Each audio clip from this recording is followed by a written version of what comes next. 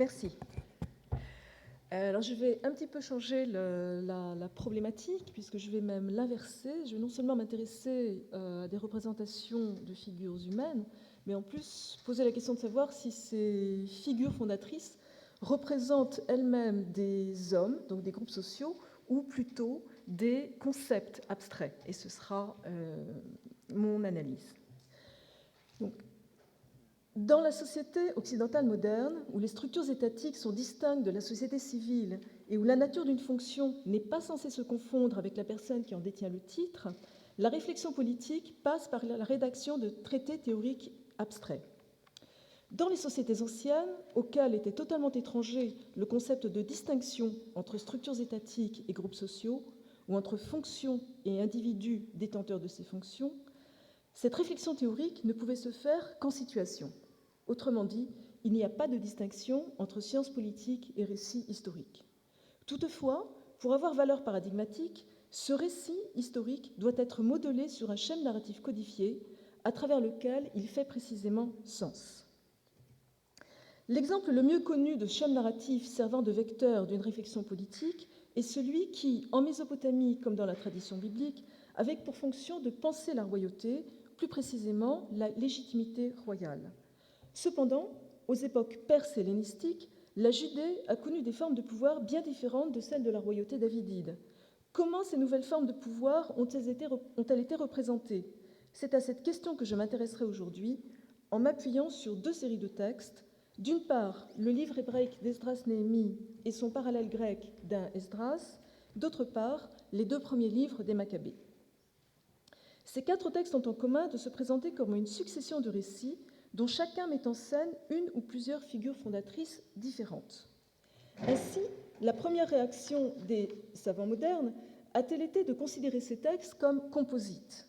Je me propose au contraire de montrer que cette structure à séquences narratives multiples, faisant s'enchaîner époques et personnages, est précisément le procédé littéraire au moyen duquel les lettrés de Judée ont rendu compte de trois sortes de situations politiques particulièrement complexes. Situation de transition d'un régime à l'autre, situation de transition d'une dynastie à l'autre, ou bien de cumul de pouvoir ressenti comme étant de nature différente. En outre, j'aimerais suggérer qu'au-delà de l'étude de ces quatre textes, la mise en évidence de ce procédé littéraire doit nous inviter à reconsidérer la fonction d'autres récits de la tradition biblique, se caractérisant par un jumelage entre deux figures fondatrices, et on peut penser par exemple au jumelage entre Moïse et Aaron. Mais avant de venir à l'étude des textes mêmes, commençons par examiner le schème narratif sur lequel ces textes sont construits.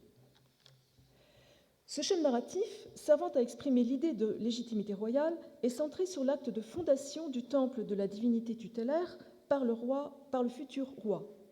Dans sa forme codifiée, ce récit se repose sur l'idée d'un contrat entre le roi et sa divinité.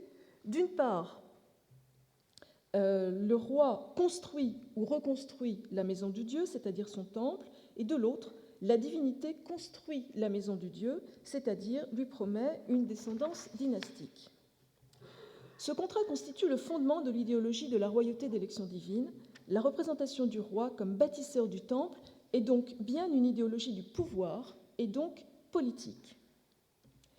C'est là ce qui explique que le schème narratif des récits de fondation du temple ait été étendu à d'autres formes de construction édilitaire, construction du palais, construction des murailles de la ville ou tout autre monument dont la construction pouvait, d'une façon ou d'une autre, être perçue comme desservant les besoins de la société et donc de la divinité. En outre, en Judée, on observe que ce schème narratif, qui est utilisé pour relater la construction du temple de Jérusalem par Salomon, à la fois dans les livres des rois et dans les chroniques, a survécu à la chute de la royauté davidide pour continuer à exprimer la notion de légitimité du pouvoir, quelle que soit sa forme. Quand ainsi, à l'époque hellénistique, la dynastie sacerdotale des Oniades s'arrogea de facto les pouvoirs régaliens de gouverneur, c'est le grand prêtre qui se mit à incarner la figure du bâtisseur. Il en est ainsi du portrait du grand prêtre Simon dans le livre de la sagesse du Siracide, qui date du tout début du IIe siècle. Les quatre textes qui nous intéressent ici intègrent tous ce schème narratif de fondation édilitaire mais à chaque fois avec des variantes surprenantes. Soit le schème est dédoublé dans un même texte, soit les séquences en sont divisées entre plusieurs personnages. Ce sont ces variantes qui retiendront notre attention, et dans la mesure où les cas les plus faciles à analyser sont les textes des Maccabées, je commencerai par ces textes. Les livres des Maccabées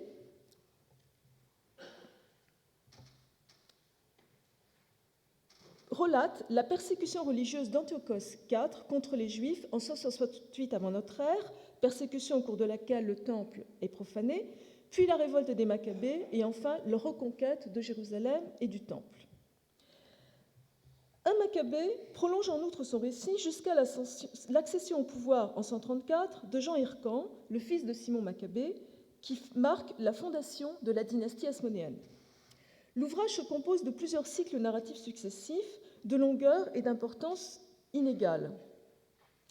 Le premier couvre le temps de la persécution, tandis que les suivants sont successivement centrés sur les prouesses de Mattathias, le père, puis sur celles de Judas, Jonathan et Simon, les trois frères Maccabées, et enfin les deux derniers versets résument le règne de Jean Hircan. Les deux cycles de loin les plus importants sont ceux de Judas et Simon, donc que j'ai marqués en rouge, qui sont tous deux modelés sur le schème narratif de fondation. Cependant, si le cycle de Judas met en scène une fondation du temple sous forme de dédicace d'un nouvel autel, et il s'agit là de l'épisode fondateur de la fête de Hanouka, Simon fonde un palais, ou plutôt deux palais, un pour lui-même et un pour son fils. En outre, les deux cycles sont reliés par un élément narratif commun, le sort de l'Akra, la forteresse construite par Antiochos IV pour surveiller le temple. Du fait qu'y résidait une garnison étrangère, cette forteresse est présentée dans un Maccabée comme faisant peser sur le temple une menace constante de souillure. Or, parallèlement à la refondation du temple, Judas avait tenté de s'emparer de l'Akra, mais en vain, avec pour conséquence que la refondation du temple restait inachevée du fait de cette souillure continuelle.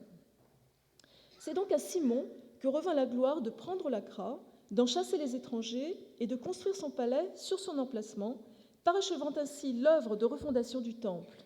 Ainsi, dans 1 Maccabée, la refondation du temple par Judas et la construction du palais par Simon sont-elles représentées comme deux actes complémentaires. Le sens de cette structure littéraire est triple. Tout d'abord, la double fondation de palais par Simon, un pour lui-même et un pour son fils, symbolise l'instauration du principe de transmission dynastique du pouvoir dans la dynastie hasmonéenne. Ensuite, la juxtaposition du récit de fondation du temple par Judas et de celle du palais par Simon doit se lire à deux niveaux. Au niveau diachronique, elle permet de résoudre un problème idéologique majeur. Si Simon est bien le fondateur de la dynastie hasmonéenne, il n'avait pas à son actif de fondation de temple.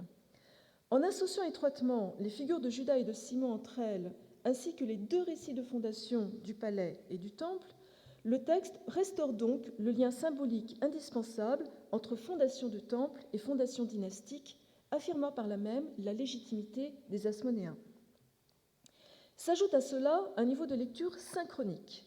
En effet, la dynastie hasmonéenne s'est caractérisée par un mode de gouvernement inédit en Judée, puisqu'il cumulait les titres de grand prêtre et de roi.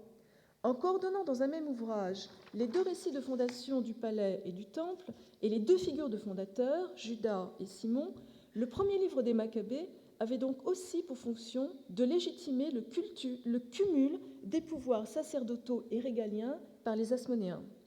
Cette interprétation se va confirmer par le récit parallèle de 2 Maccabées vers lequel je me tourne maintenant. Le récit actuel de 2 Maccabées se compose de 2 lettres placées en préface que je laisse de côté et de 3 cycles narratifs. Le premier, centré sur la figure d'Eunias III, le dernier grand prêtre de la dynastie des Oniades, raconte comment le temple fut menacé d'un danger extérieur puis sauvé grâce à la piété d'Eunias III. Le deuxième cycle rapporte les événements commémorés dans la fête de Hanouka, y compris bien sûr la refondation du temple sous forme de dédicace du nouvel autel. Le troisième cycle relate un nouvel épisode de profanation du temple et de sa refondation, débouchant sur l'instauration d'une autre fête commémorative, le jour de Nicanor, du nom de son profanateur. Le héros de cette dernière refondation est Judas Maccabée, et c'est dans ce cycle que le cumul des pouvoirs sacerdotaux et régaliens caractérisant les Hasmonéens est mise en scène et légitimée. En effet, à la veille de la bataille décisive précédant la refondation du Temple, Juda reçoit un songe au cours duquel lui apparaissent conjointement Onias III, le dernier grand prêtre oniade et le héros du premier cycle narratif du livre, et le prophète Jérémie. Dans le songe, Onias étend sa main pour bénir Juda, l'intronisant ainsi comme son successeur légitime en tant que grand prêtre, tandis que le prophète Jérémie lui remet une épée, lui conférant par là même le pouvoir régalien par excellence, celui de faire la guerre. Contrairement à 1 Maccabée, donc, où les deux pouvoirs cumulés sont symbolisés chacun par une figure différente, Juda et Simon, ils sont ici réunis en une seule personne, Juda, qui incarne aussi par ailleurs la figure de refondateur du Temple. En outre, ces pouvoirs lui sont transmis par deux personnages, Onias III et Jérémie, qui sont à même, de par leur statut, de garantir la légitimité de ce cumul. Comme 1 Maccabée, donc, le troisième et dernier cycle narratif de 2 Maccabées a pour fonction de légitimer la forme de pouvoir détenue par les Asmonéens. Quelle peut donc être, dans ces conditions, la fonction du deuxième cycle narratif relatant les événements fondateurs de la fête de Hanouka, à savoir la persécution religieuse, la reconquête de Jérusalem et la dédicace du Temple? La fonction principale de ce cycle, dans l'optique de la propagande asmonéenne, est d'attaquer la légitimité des deux grands prêtres, Jason et Ménélas, qui avaient pris le pouvoir après avoir renversé Onias III. À en croire l'auteur de 2 Maccabées, ce serait par leur faute qu'Antiochos IV aurait pris Jérusalem d'assaut pour y persécuter les Juifs et profaner le Temple.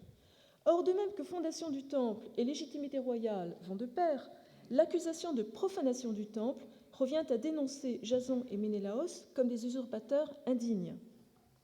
Le caractère illégitime de leur pouvoir est rendu particulièrement évident dans la scène de fondation elle-même. En effet, si Juda Maccabée dirige la cérémonie de refondation du troisième cycle narratif du livre, dans le deuxième, elle aurait normalement dû être présidée par Ménélas, puisque c'était alors lui le grand prêtre en titre. Or, Ménélas s'étant disqualifié par son acte de profanation, c'est le peuple qui, en l'absence d'un leader légitime, prend en charge la refondation. Ce que met en scène cette séquence narrative, c'est donc l'idée d'une vacance du pouvoir légitime. Le sens de la juxtaposition des trois cycles narratifs en 2 Maccabées peut donc se résumer ainsi. Le premier cycle, celui d'Onias, dépeint la vie à Jérusalem sous un grand prêtre pieux. Le deuxième cycle, celui de Jason et Ménélas, campe une situation de vacance du pouvoir du fait de l'impiété des grands prêtres usurpateurs. Le troisième cycle, celui de Juda, voit ce dernier intronisé à la fois comme grand prêtre et comme roi par Onias III et le prophète Jérémie, une mise en scène clairement destinée à nous faire oublier que les Asmonéens, tout autant que Jason et Ménélas, étaient après tout des usurpateurs, en présentant Juda comme l'héritier légitime d'Onias III.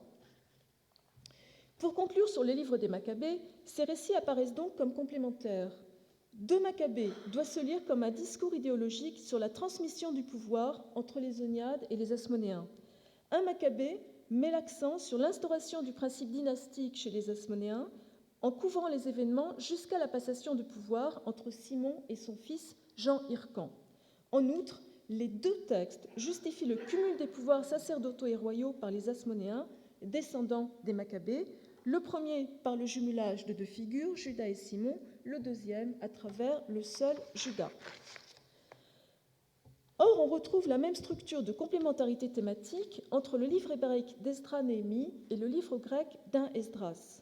Je commencerai mon analyse par ce dernier. Un Esdras se compose d'un grand nombre de personnages et de séquences narratives enchaînées. La première nous situe au temps de la royauté davidide et dépeint la célébration de la fête de la Pâque par le roi Josias, couronné par 3 vagues de départ en exil. C'est la figure du prophète Jérémie qui assure d'une part le lien entre ces 3 épisodes et d'autre part, par le biais de 2 citations qui lui sont attribuées, la transition entre les 3 vagues d'exil et la période du retour, qui s'opère lui aussi en 3 vagues, donnant lieu à 3 cycles narratifs. Le premier cycle du retour a pour protagoniste le roi perse Cyrus, qui donne l'autorisation de refonder le temple, ainsi que du côté judéen, Sheshbatsar, qui prend la tête des hommes rentrant d'exil. Cependant, le projet de refondation du temple est interrompu. Le deuxième cycle campe d'un côté le roi Darius et de l'autre Zérubbabel. Cette fois, la reconstruction du temple est achevée et la cérémonie de dédicace est en outre suivie de la célébration de la fête de Pâques, événement qui à la fois renvoie à la célébration de la fête sous Josias et à son tour à valeur d'événement fondateur pour l'époque du retour. Le troisième cycle nous place sous le roi Artaxerxès, qui autorise Esdras à ramener en Judée une troisième vague d'exilés, tandis que le dépôt au temple des derniers objets sacrés rapportés d'exil parachève la refondation du temple. Suite à quoi se tient une nouvelle cérémonie fondatrice qui, cette fois, a pour objet la première lecture de la loi. Le message politique et idéologique qui resserre de la juxtaposition des cycles narratifs en Esdras est triple. Tout d'abord, une série d'éléments vient confirmer la continuité physique et symbolique entre l'Ancien Temple et le Nouveau. Le parallèle entre la cérémonie de Pâques de Josias et celle de Zérubbabel.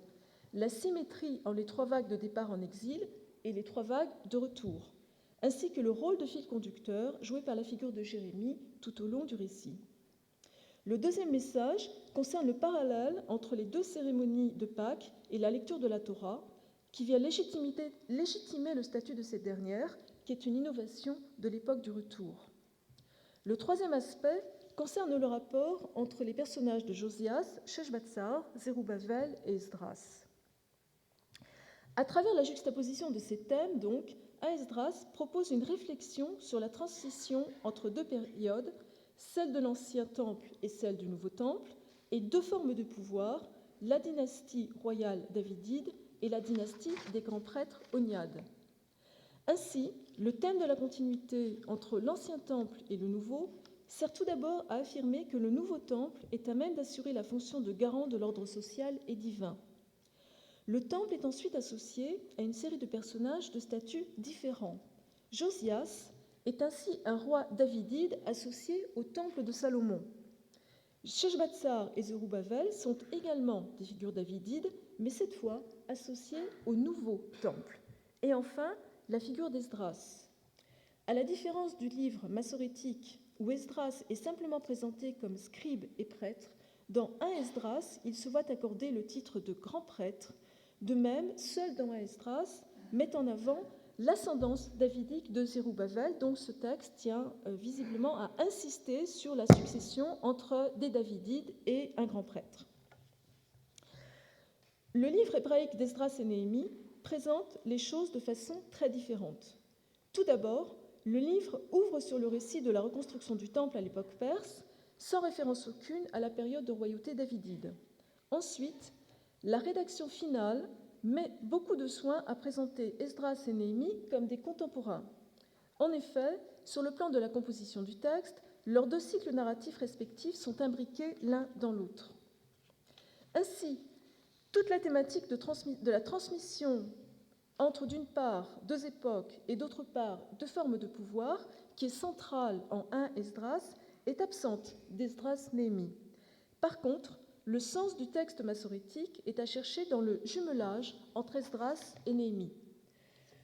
Or, si le premier, Esdras, instaure la royauté de la Torah, le second, Néhémie, refonde les murailles de la ville dans un récit qui est scrupuleusement modelé sur le schème narratif des refondations élitaires.